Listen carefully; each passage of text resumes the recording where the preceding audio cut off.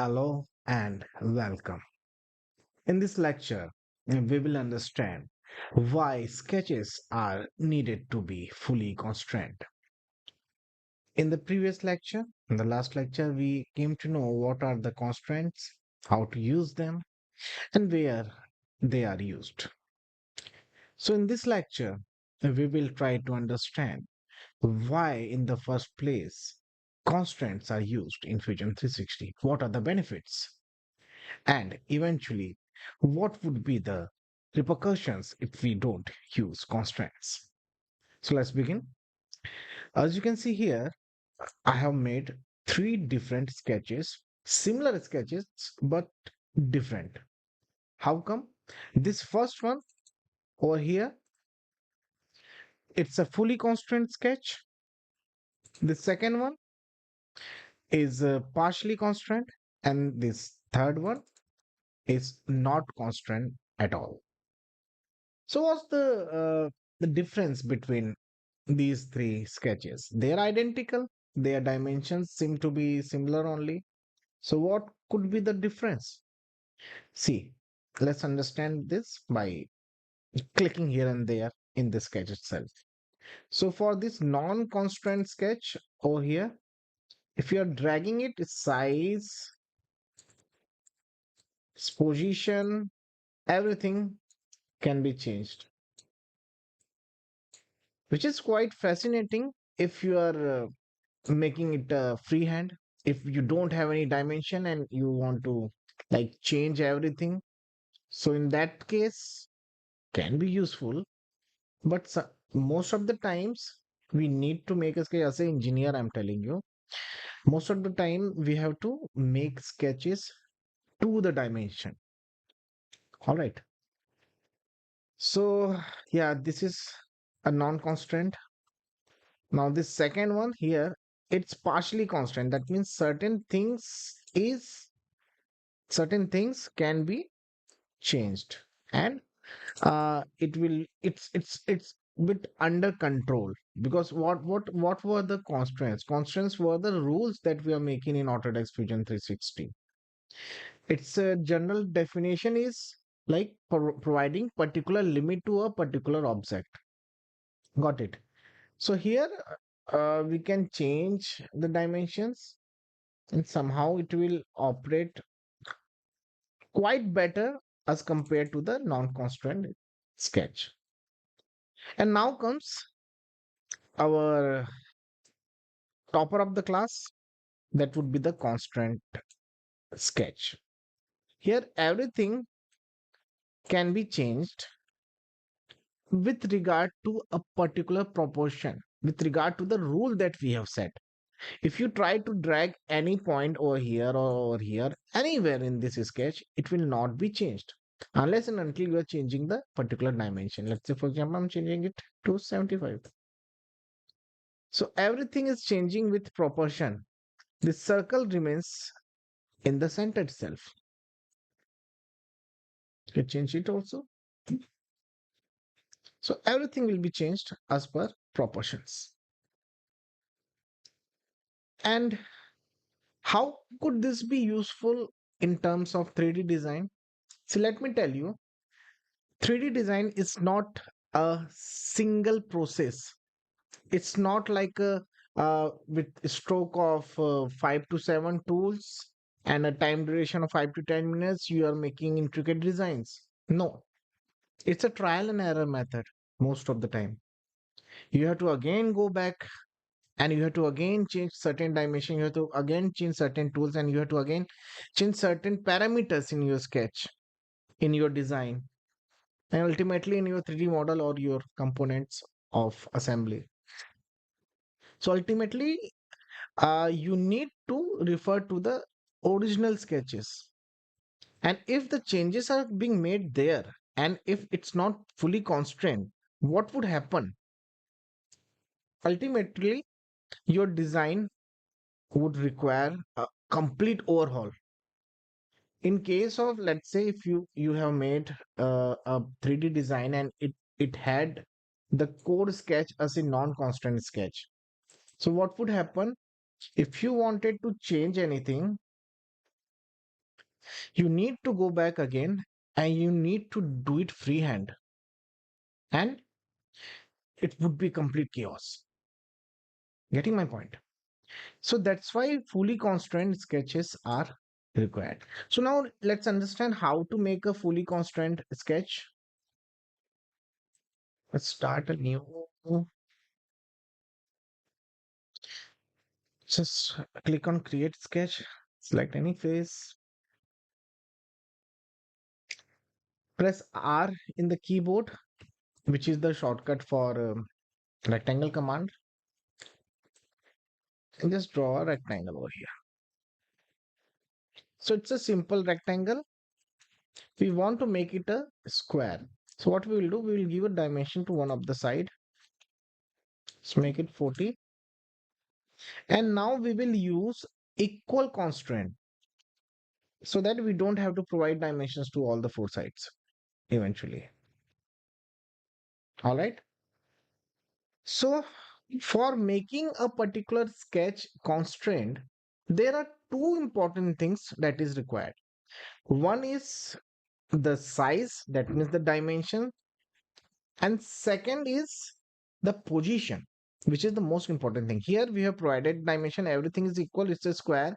So why it's not constraint? Because it's not having a position. Now you will ask me how to know if a particular sketch is fully constrained or not. How to identify? So we will go back to the previous set of three identical sketches. Here as you can see it clearly. Like this fully constrained sketch, it has black coloration. Everything is in black. All right. And this partially constrained, this no constraint sketch, they are in blue color. So blue coloration indicates that it's not constrained at all. So here also blue coloration is there. So what we will do, we will use the coincident constraint. I hope you must have saw the last video. So you know how what is a coincident constraint. Just select this side and select the origin. Now see, this is square became fully constant. This is how we make any sketch as a constant sketch. Now let's see a practical application of a constant sketch. So for that, I have made this particular 3D model. It's a pipe bracket. So basically, you must have seen in your homes and all, in curtains, these brackets are there somewhere. Like in the middle, it can be in the middle or maybe in the sides also. So you can see it's a pipe bracket. So this particular area is where the pipe gets fitted. It holds the pipe in this area. And this particular flange kind of thing, this gets like this will have a hole. I didn't made a hole over here, and a screw would be going over, and it would be drilled to the wall. So this is a pipe bracket, a simple 3D design. So now the core sketch of this design is here. This bottom area it's called timeline. Here you can see like what are the things done in the sketch itself. So let's go to the sketch. The icon of sketch is this. You can see it here also in the browser. This is the browser. See, this is sketch. Let's go to the sketch. Let's edit it. So as you can see, it's already a fully constrained sketch. So what we would be doing, we will be removing all these dimensions and we will be starting afresh, and we will see what impact it's making in the design. So let's delete all the dimensions and all the constraints also. You can delete the constraints by clicking on their icons. See, this is a tangency constraint. I'm deleting it. Okay, this also. Let's delete this.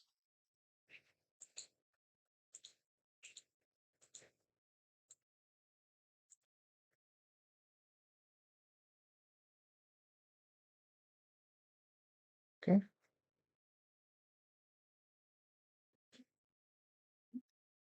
Okay, so now we are starting afresh. So this was the sketch on the basis of which this pipe bracket was made, and we will start with providing dimensions to the sketch itself. So just press D in the keyboard. D is the shortcut for dimension, or you can select it from here in the create toolbar. Now let's select this line, then again left click and select this line. So basically, we are looking into the thickness of this bracket. So we will try to keep the thickness constant throughout constant. So for that, what we will be doing? I'm just going to explain that. So let's make it let's say 4 mm. Now I'm going to select this line. The dimension command is still active. It's not gone. If I'm clicking on exit button, then only it's going to be gone. Let's click this and click this line also. Now see, when I'm going to click the left mouse button, what I will be doing, I will be selecting this dimension. See, I haven't like gone out of the command. It's still invoked. So I'm going to just simply select by left clicking in the previous dimension. So this will take the reference of the initial dimension that is being clicked. So see, it's D19, that is the 19th dimension. Because why 19th dimension? Because I have already in this sketch itself, I have made many dimensions earlier. Then we have deleted, then we have made again. That's why 19th number. Just click on enter. So it's taking reference from this particular dimension. Got it? Yeah, this is done. Next, we will select this line, then this line, and we'll provide dimension. Again, the same reference. Click enter. Now, this dimension. Let it be anything, let it be random. Now, as you can see in the sketch itself, lots of lines became black coloration. That means they became fully constrained, but still certain lines are in blue coloration. Now, how to find out like what has to be done to make them in black coloration? That means to make them constant, fully constant. So what we will do, we will just try to click on the blue colored lines or blue colored sketch entities, and we will just drag them. So what we can find out, it's just having a linear propagation. Linear propagation means their size is not changing. See, their size is remaining the same, but they are propagating in one particular axis. That means their position has not been fixed. So what we will do, we will simply provide them a position, because for a constant, for making any sketch fully constant, we need two things: dimensions and position. So dimensions is there, position we have to provide. So for that, again invoke the dimension command. Let's select this. Let's provide the dimension and see these two lines are also constant.